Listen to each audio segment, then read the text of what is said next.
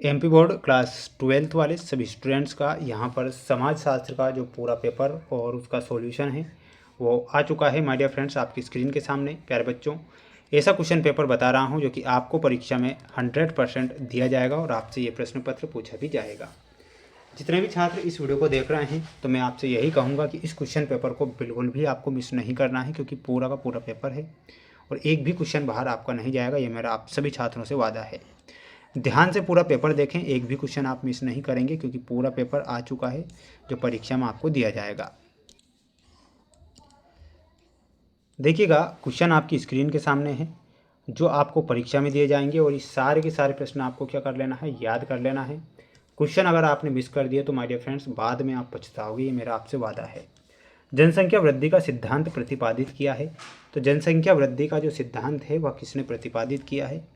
यहाँ पर आपको ध्यान रखना है, माल्थस ने जनसंख्या वृद्धि का जो सिद्धांत था प्रतिपादित किया था।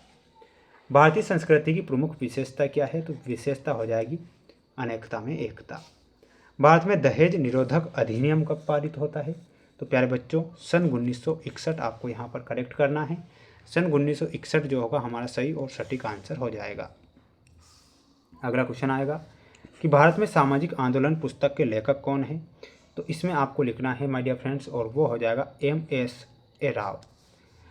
जनजाति आंदोलन किससे संबंधित होता है? जनजाति से। उदारीकरण से रोजगार क्षेत्र पर प्रभाव पड़ा है, तो इसमें आपको क्या लिखना है? Option number 4।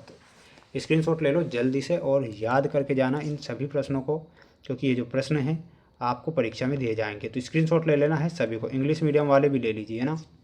अब देखिएगा, अगला क्वेश्चन है आपकी स्क्रीन के सामने। क्वेश्चन दिया गया है, भारत एक प्रधान देश है, तो भारत कैसा देश है? भारत एक कृषि प्रधान देश है, इसमें आपको क्या लिखना है? कृषि लिखना है। जाति शब्द की उत्पत्ति संस्कृत भाषा के शब्द से होती है, तो संस्कृत भाषा के जात शब्द से होती है। प्रति 1000 पुरुषों पर स्त्रियों की संख्या को क्या कहते हैं? तो उसे बोला जाता है लिंगानुपात। क्या बोला जाता है? यहाँ पर ध्यान रखना है आपको, लिंगानुपात।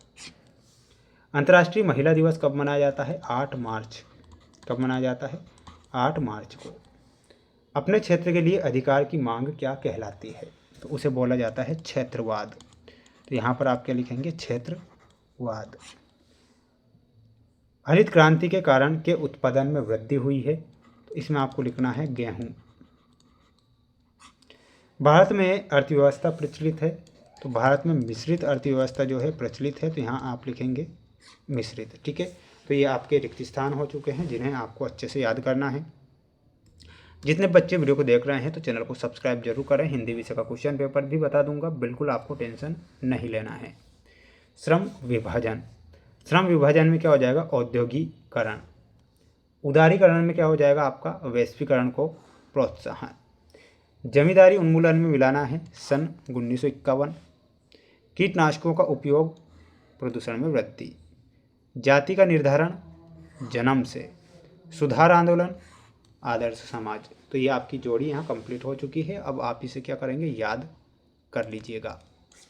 अगला क्वेश्चन देखिएगा, अगला क्वेश्चन आएगा परीक्षा में, ध्यान से देखिए। इसमें सत्य सत्य वाले क्वेश्चन हैं। शिक्षा के द्वारा बौद्धिक शक्तियों का संतुलित विकास होता है। बिल्कुल सत्य है। किसान आंदोलन एक सामाजिक आंदोलन है, ये गलत होगा। राष्ट्रीय एकता में सांप्रदायिकता सहायक है, ये गलत है। ग्रामीण समुदाय का मुख्य व्यवसाय कृषि कार्य है, ये सत्य है। काम की बुरी दशाएं हड़ताल को जन्म देती है। सामाजिक आंदोलन एक प्रकार का व्यक्तिगत कार्य है, गलत हो जाएगा। अगला क्वेश्चन देख लो, जिसमें आपको एक वाक्य वाले क्वेश्चन दिए जाएंगे, ध्यान से देखना है। राष्ट्रीय जनसंख्या आयोग का अध्यक्ष कौन है? तो अध्यक्ष कौन होता है? इसमें आपको लिखना है प्रधानमंत्री। क्या याद रखना है? प्रधानमंत्री। मूल परिवार में कौन कौन शामिल होते हैं? तो इसमें ध्यान रखना है माता पिता बच्चे। माता पिता बच्चे, ये मूल परिवार में शामिल होते हैं। काश्तकारी प्रथा क्या है? तो जल्दी से आंसर बताना है आपको कमेंट बॉक्स में। वैश्वीकरण पुस्तक के लेखक कौन है? तो इसमें आपको लिखना है मैल्कम वाटर्स। क्या लिखना है? तो लिखना है आपको मैल्कम वाटर्स। अगला है, चिपको आंदोलन के साथ किनका नाम जुड़ा है?